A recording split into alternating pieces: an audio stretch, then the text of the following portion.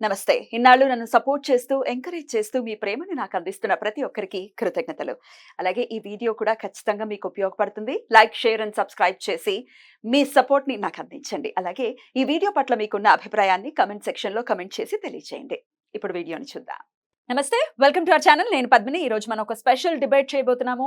ఈ డిబేట్‌లో మనతో పాటు సిద్ధంగా ఉన్నారు సీనియర్ జర్నలిస్ట్ భరద్వాజ్ గారు, అలాగే హిందూ జనశక్తి ప్రెసిడెంట్ లలిత్ కుమార్ గారు. వారితో మాట్లాడదాం. ఇద్దరికీ నమస్కారం అండి.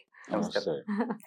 హిందుత్వం వల్ల ఎట్లా ప్రమాదం అవుతుంది? హిందూ మతం వేరు, ప్రభావం హిందుత్వ ఉమ్. హిందుత్వ మతం ప్రభావం వేరు, కమ్యూనిస్ట్ హిందూ పార్టీ మీద మతం ఉంది అనుకున్నప్పుడు మరి కమ్యూనిస్ట్ పార్టీ వాళ్ళని కూడా రోజు గుళ్ళకు రమ్మనండి. మీరు పొలిటికలైజ్ చేస్తున్నారు, మతాన్ని పొలిటికలైజ్ చేయడమే ప్రమాదకరం. సెక్యులరిజం అనే టాపిక్ ని కమ్యూనలిజం వైపు తీసుకొచ్చింది మీరు సార్ డిబేట్. కమ్యూనలిజం మాత్రమే కాదండి, మత ప్రమాదం ఉంది దేశానికి. సార్, హిందుత్వ secularism ప్రమాదంలో అనే భారతదేశం topic ఉంది అనుకుంటున్నాను నేను. సెక్యులరిజం అనే టాపిక్ తో మొదలైన మన డిస్కషన్ ని కొంత- కమ్యూనలిజం వైపు తీసుకొచ్చారు. కాదు. కమ్యూనలిజం నుంచి కమ్యూనిజం వైపు తీసుకెళ్తే కమ్యూనిజం లో కూడా కమ్యూనలిజమే కనపడుతుంది. ఉంది. That I've proven. Hmm. అయిపోయింది. Hmm.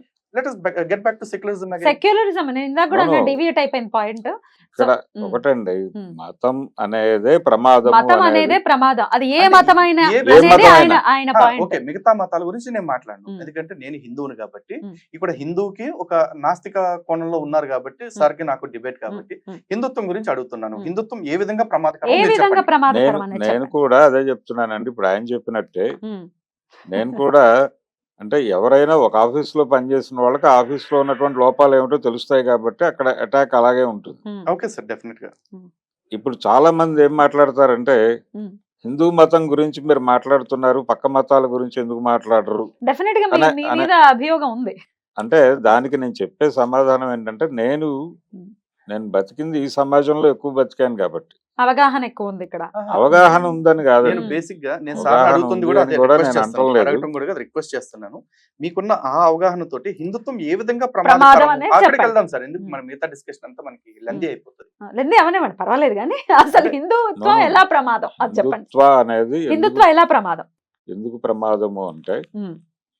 ఇది ఈ హిందుత్వ అనేది ఒక పొలిటికల్ మోటోతో మొదలైనటువంటి వ్యవహారం. హిందువులని కన్సాలిడేట్ చేయటం కోసం మొదలైనటువంటి కార్యక్రమం. Hmm. ఎప్పుడైతే కన్సాలిడేట్ చేయాలి అని అనుకుంటారో, ఒక దగ్గరికి తీసుకురావాలి అనుకుంటారో, Hmm. ఇక్కడ ఇంకో ప్రమాదం ఉంది అని చెప్పే ప్రయత్నం మొదలవుతుంది. ఒక Hmm. ప్రమాదం ఉందన్నప్పుడే కదా కలిసేది అందరూ. మీ ఈ- ప్రాబ్లం హిందూయిజం తోనా హిందుత్వతోనా సార్? హిందుత్వతో అంటున్నాను, హిందూ పొలిటికలైజ్ అయినటువంటి. హిందూ ధర్మంతో మీకు ఏ ప్రాబ్లం లేదు.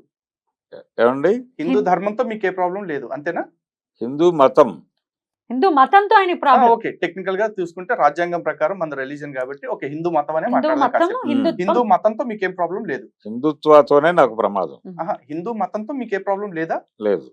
ఓకే, ఓకే, హిందుత్వతో ప్రాబ్లం. హిందుత్వతో ప్రాబ్లం. హిందూ మతం కూడా హిందుత్వ ప్రమాదంలో ఉంది అనుకుంటున్నాను. హిందూ మతం కూడా హిందుత్వతో ప్రమాదంలో హిందుత్వ ఉంది. Okay, ప్రమాదంలో ఉంది అనుకుంటున్నాను. Definitely. ఏంటి సార్ హిందూ చెప్పనివ్వండి ఆయన opinion చెప్పండి సార్, అయిపోయిన ఒకసారి తర్వాత క్లారిటీగా చెప్పండి సార్.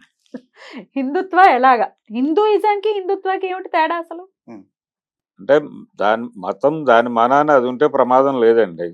అది అది కన్సాలిడేషన్ అనే ప్రోగ్రామ్ లో భాగంగా ప్రమాదం. పక్క మతాల ప్రమాదకరము ఇవన్నీ మాట్లాడటము, ఇది ఇబ్బందికరం. సమాజంలో ఒక ఎక్కడ హిందుత్వ అలా మాట్లాడుతోంది? లేదండి. ఎక్కడ లేదు, ఇప్పుడు మాట్లాడుతోంది? యాక్చువల్లీ సార్ మాట్లాడుతున్న డ్యూయల్ స్టాండర్డ్స్ ని ఎక్స్పోజ్ చేసే ఛాన్స్ నాకు ఇచ్చారు. అద్భుతంగా ఇస్తున్నారు, మీరు మాట్లాడండి, ఏం పర్లేదు. ప్లీజ్. సార్ చెప్పండి సార్, ఏంటి అసలు హిందుత్వ అదే ఏంటి ప్రమాదం ఏమిటి చెప్పండి. హిందూ మతం ప్రమాదంలో ఉంది అని చెప్పడం ద్వారానే హిందువులను ఒక చోట కన్సాలిడేట్ తీసుకురావడం. చేయగలుగుతారు. ఈ చేసేటువంటి కార్యక్రమం చాలా కాలంగా జరుగుతోంది. హిందూ మహాసభ దగ్గర నుంచి నడుస్తున్న కార్యక్రమమే ఇది. ఇది ప్రమాదం. అంటే వీళ్ళు ఎప్పుడైతే ఈ మతం ప్రమాదంలో ఉంది అని ఎలా చెప్పగలుగుతారు? ఎక్కడి నుంచి ప్రమాదం అనే ప్రశ్న వస్తుంది. అది పక్క మతాల నుంచి ప్రమాదం. పక్క మతాల నుంచి ప్రమాదము అనే మాట ఎప్పుడైతే వచ్చిందో, ఆటోమేటిక్గా అందరి మనసుల్లోనూ ఒక చిన్న ఇబ్బంది మొదలవుతుంది. అంటే జరిగిన విషయాలు చెప్తున్నాము అనే ఉద్దేశంతోనే చెప్తారు వీళ్ళు చాలా టాక్టికల్గా. ఆ చెప్పే క్రమంలో అవతల వాళ్ళు చాలా దుర్మార్గులు అనేది ఎస్టాబ్లిష్ చేస్తూ ఉంటారు. అలా చేయటం ద్వారా ఇక్కడ ఉన్నటువంటి ఈ దేశంలో ఉన్నటువంటి ఇతర మతాల వాళ్ళు ఉన్నారు ఇక్కడ, వీళ్ళు ఇబ్బంది పడతారు. ఈ మెజారిటీ మతంలో ఎప్పుడైతే అభద్రత కలిగిస్తారో ఈ మెజారిటీ మతంలో కలిగిన అభద్రత తాలూకా ప్రభావం మైనారిటీల మీద కూడా పడుతుంది. వాళ్ళు కూడా తమని తాము ప్రొటెక్ట్ చేసుకునే ప్రయత్నాలు మొదలు పెడతారు. అప్పుడు ఘర్షణాత్మక కార్యక్రమాలు మొదలవుతాయి. ఇది ప్రమాదం. అందుకని హిందుత్వ కావచ్చు, లేదు ఏదైనా సరే మతోన్మాదము అనేది ప్రమాదం. అది ప్రస్తుతం భారతదేశాన్ని పట్టి పీడిస్తున్నటువంటి ఇబ్బంది. అది మెజారిటీ మతానికి సంబంధించిన ఉన్మాదము ఉంది ఇక్కడ. ఆ ఉండటము అనేది మాత్రమే ప్రమాదం. హిందూ మతోన్మాదం ఉంది ఇక్కడ అనేది ఆయన పాయింట్. ప్రాబ్లం ఏంటంటేనండి సార్, ఇందాకటి దాకా హిందుత్వంలో కుల వివక్ష ఉంది, కులాలన్నీ విడిపోయి హిందువులందరూ విడిగా బతుకుతున్నారు అన్నారు. ఇప్పుడు ఏమంటున్నారంటే హిందుత్వ పేరుతో వీళ్ళందరినీ కన్సాలిడేట్ చేయటం ప్రమాదం అంటున్నారు. ఇందాక విడిపోవటం ప్రమాదం అన్నారు, ఇప్పుడేమో ఏకమవటం ప్రమాదం అని చెప్పేసి అంటున్నారు. Might be confused I think. Two different points sir. అవును, నిజమే కదా. లేదు లేదు, అంటే హిందూ మతంలో ఇంటర్నల్ ఉండే రివ్యూ వేరు. ప్రాబ్లమ్స్ చెప్తున్నారు. ఇంటర్నల్ గా మేము Internal విడిపోయి ఉంటే review ప్రమాదం లేదు ఎవరికైనా సరే. ఉమ్, మేము విడిపోయి ఉంటే ఉమ్. ఎవరికి ప్రమాదం లేదు. మేము కలుస్తుంటే పక్క మతాల వాళ్ళకి ప్రమాదం, మైనార్టీలకు ఇంటర్నల్ గా కలవండి, ఇంటర్నల్ గా కలవండి. కాదు. మళ్ళీ మీరు ఇక్కడ ప్రమాదంలో ఉన్నారని చెప్పి పక్క వాళ్ళని భయపెట్టడం ఎందుకు? గతంలో ఒక స్టేట్మెంట్ ఇచ్చారండి, మన భారతదేశానికి సంబంధించిన ఒక ప్రఖ్యాత పాలిటిషియన్ ఇచ్చారు. No minority can be safe by constantly irritating their neighbouring majority అని చెప్పేసి. ఇది భారతదేశానికి కాదు, ప్రపంచంలో ఉన్న ప్రతి దేశానికి వర్తిస్తుంది. ఎవడైనా సరే మైనారిటీగా ఉన్నవాళ్ళు నీ పొరుగునే ఉండే మెజారిటీని పదే పదే పదే పదే క్లించింగ్ చేయటం వల్ల నువ్వు ఇబ్బందుల్లోనే ఉంటావు తప్ప నువ్వు ఎప్పుడు సంతోషంగా ఉండలేవు. కానీ భారతదేశంలో అదృష్టవశాత్తు ఆ పరిస్థితి ఎప్పుడు లేదు. అండ్ ఇందాక సెక్యులరిజం కాడికి మళ్ళీ వస్తున్నానండి. సెక్యులరిజం అనే పదం రాక ముందు కూడా భారతదేశంలో మత మార్పులు జరిగాయండి. శంకరాచార్యుల వారు ఎంతో మందిని వాళ్ళ మార్గం నుంచి వాళ్ళని చర్చల ద్వారా కన్విన్స్ చేసి ఈయన మార్గంలోకి తీసుకొచ్చుకున్నారు. 72 అవైదిక మతాల్ని 72 అవైదిక మతాలని 72 ఖండించి ఉమ్. ఆయన షణ్మత స్థాపన చేశారు. చేశారు. ఆ షణ్మతాలు స్థాపించారు, కానీ మీరు అందరూ కూడా నేను స్థాపించిన మతంలోనే ఉండాలని అనలేదు. గర్వాపసి చేశారు ఆయన కూడా. తర్వాత అది చెప్తున్నానండి, ఇప్పుడు చేసేటప్పుడు సెక్యులరిజం అనే పదం లేదు భారతదేశంలో. Right. అంటే ఆర్టికల్ 25 కూడా లేదు, అప్పుడు రాజ్యాంగం ఎగ్జిస్టెన్స్ లో రాలేదు లేదు, కదా లేదు, ఇంకా. లేదు. అయినా కూడా ఇక్కడ అంత స్వేచ్ఛాయుత వాతావరణం ఎందుకు ఉంది అంటే బికాజ్ ఇక్కడ సనాతన ధర్మం ఉంది కాబట్టి. ఇక్కడ వ్యక్తులు మాట్లాడి సిద్ధాంతాల ద్వారా చర్చించుకోవటానికి ఆస్కారము అవకాశం ఉంది కాబట్టి. అంతేగాని ఇక్కడ మిగతా 2 మతాల్లో చెప్పినట్లుగా నీ మతం కానోని చంపేయి, నీ దేవుణ్ణి పూజించనుండి నరికేయి, మంటల్లో తోసేయి అని మాకు ఎక్కడ చెప్పలా. నేను మళ్ళీ ఇప్పుడు మన రెడ్ టీవీ వేదికగా కూడా అందరికీ ఛాలెంజ్ చేస్తా ఉన్నానండి.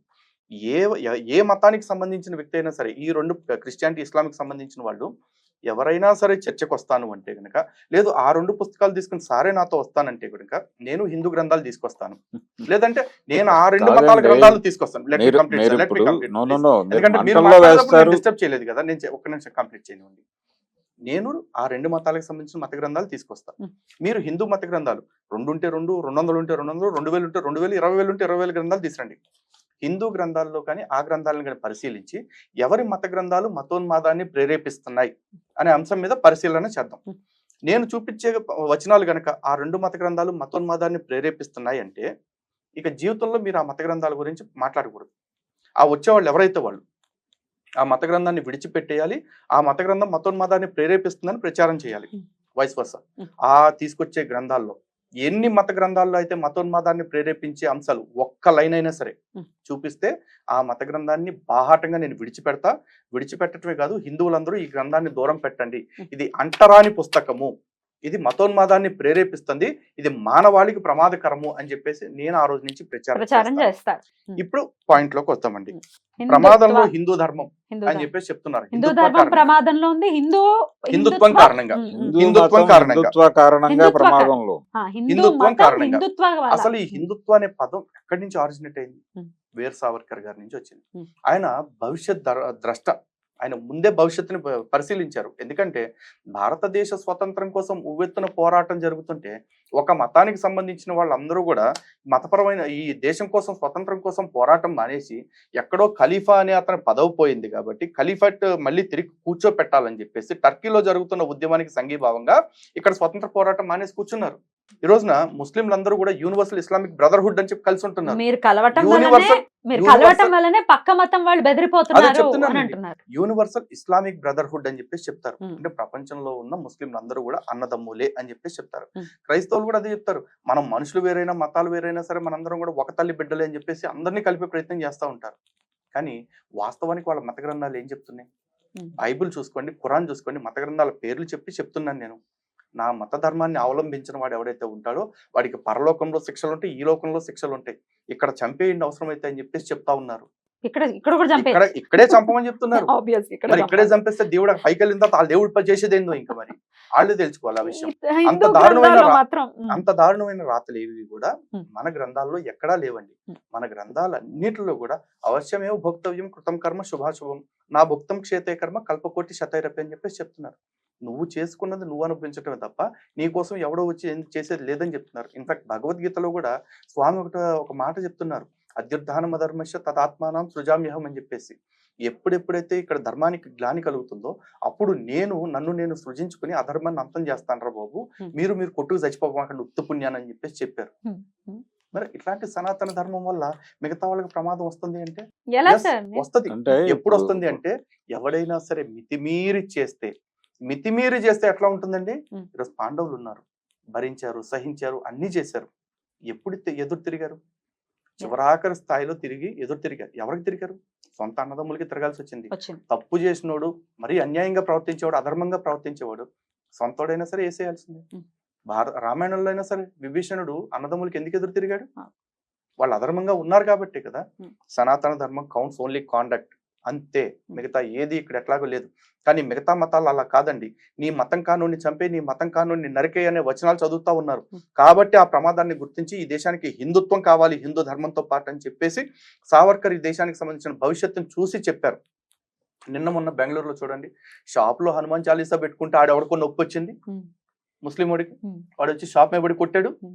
జగదీష్ మార్కెట్ లో నిన్న మొన్న కోటిలో ఏం జరిగిందండి? షాప్ లో హనుమాన్ చాలీసా పెట్టుకుంటే వాడు ఎవడో వచ్చి కొడతాడు. ఈ దేశంలో మీటింగ్ పెట్టే సెక్యులర్ పార్టీ అని చెప్పుకునే పోరం బొగ్గడు పాత బస్తీలో కూర్చొని రాముడి తల్లి రాముడిని ఎక్కడెక్కడ తిరిగి కనిందో అంటాడా? ఈ దేశంలో పుట్టి ఈ రాష్ట్రంలో బతుకుతూ ఈ రాష్ట్రపు తలమానికమైన బతుకమ్మ తల్లి గురించి నోటికొచ్చిన కారు కూతలకు వస్తాడా గాడిద? వాళ్ళందరిది మత స్వాతంత్రమా? వాళ్ళందరిది వాక్ స్వాతంత్రమా? నేను వాళ్ళందరినీ దూషిస్తే మాత్రం నాది మతోన్మాదమా? ఎవడది మతోన్మాదం? ఇక్కడ నా న్యాయం రాముడిని, ఉంది. నా కృష్ణుడిని, నా తల్లుల్ని దూషించిన వాడిది మతోన్మాదం. ఈ కమ్యూనిస్ట్ పార్టీకి సంబంధించిన సీతారాం యేచూరి సిగ్గు మానం విడిచేసి దుర్గమ్మ తల్లి నవరాత్రులు మహిషాసురుడితో వ్యభిచారం చేసిందని చెప్పి మాట్లాడాడు నీచుడు. ఇది ఎక్కడ ఇంత అన్యాయం ఏంటండి? దీన్ని ఎట్లా మతోన్మాదం అని అంటారంటే అనే పద్ధతిలో రిఫరెన్స్ ఎందుకని అవసరం వెళ్ళదు? కదా మేడం ఇప్పుడు ఒక భరద్వాజ్ మాట, గారు. పక్క మతం పక్క కంటే మతాలు మా మతం ప్రమాదంలో గొప్పది. ఉన్నాయి అన్నారు. ఎందుకు ప్రమాదంలో ఉన్నాయంటే వాళ్ళు కోరి తెచ్చుకున్న తలనొప్పే. No, no, no. వాళ్ళు వాళ్ళ గ్రంథాన్ని పాటిస్తారు కాబట్టి ఆ గ్రంథం పాటించి వాళ్ళు నరుకుతుంటే మేము నరికించుకోలేం కాబట్టి. ఎందుకంటే ఈ పాత బస్తీలో ఉన్న ఒక పందెం ఏమన్నాడు? మీరు 100 కోట్ల మంది ఉన్నారు కదా, పావు గంట పోలీసులు తప్పుకుంటే నేనేంటో చూపిస్తాం, మేమేంటో చూపిస్తాం అన్నాడు. గుర్తుందా మీకు? ఉం. మరి 25 కోట్ల మంది ఉన్న ఎందుకు పేర్లు నీకోసమే మాట్లాడుకుందామండి. అక్బరుద్దీన్ అనేవాడు ఆ, పాత బస్తీలో ఉన్న నువ్వే 25 కోట్ల మంది ఉన్న నువ్వే పావు గంట పోలీసులు తప్పుకుంటే అంటున్నావు కదా. మరి మేము 100 కోట్ల మంది ఉన్నాం, అదే పోలీసులు పక్కకు తప్పుకోమను. మరి ఎందుకు హిందువులు మాకు 5 అనట్లేదు ఈ నిమిషాలు మాట? చాలదా? మరి ఈ మాట అది ఎందుకు అది హిందువులు అది. అనట్లేదు? ఈ అందరు 5 కూడా నిమిషాలు చాలదా, అనట్లేదు పావు కదండి. గంట చాలదా అనే కాదండి.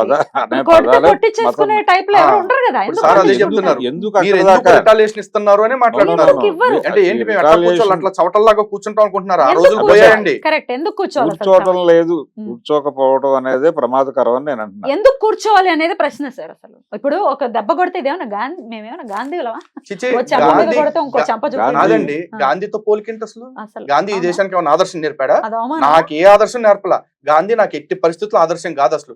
గాంధీ ఈ దేశానికి ఇచ్చిన సందేశం కూడా ఏమీ లేదండి. రైట్. సరే చెప్పండి నాకు సార్. కావాల్సిన సందేశాలన్నీ నాకు రాముడు, కృష్ణుడు, అమ్మవారు అవతారాల రూపంలో భూమి మీదకి వచ్చి అన్ని నాకు ఇచ్చేశారు. నేను అవే పాటిస్తా. రైట్. అదేంటి గాంధీ గారు భగవద్గీత పట్టుకునే ఉండేవాడు కదండి రెగ్యులర్ గా. ఒకటండి, సనాతన ధర్మం విషయంలో కూడా మేము అదే చెప్తాం. ధర్మం అనేది ఖడ్గం లాంటిది, ఆయుధమే. కానీ ఆయుధాన్ని మనం చేత్తో పట్టుకుంటే ఉపయోగం లేదు. ఇప్పుడు వాడు శత్రువు వస్తా ఉన్నాడు, ఇట్లా పట్టుకు కూర్చుని నా దగ్గర కత్తి ఉంది తెలుసా అంటే ఉపయోగం ఉందా? ఆ కత్తి వాడటం కూడా తెలియాలి. భగవద్గీత చెప్పిన కర్మ సిద్ధాంతాన్ని, భగవద్గీత చెప్పిన కర్తవ్య బోధని గనక గాంధీ పాటించి ఉండుంటే స్వతంత్రం 10 ఏళ్ల ముందే వచ్చుండేది.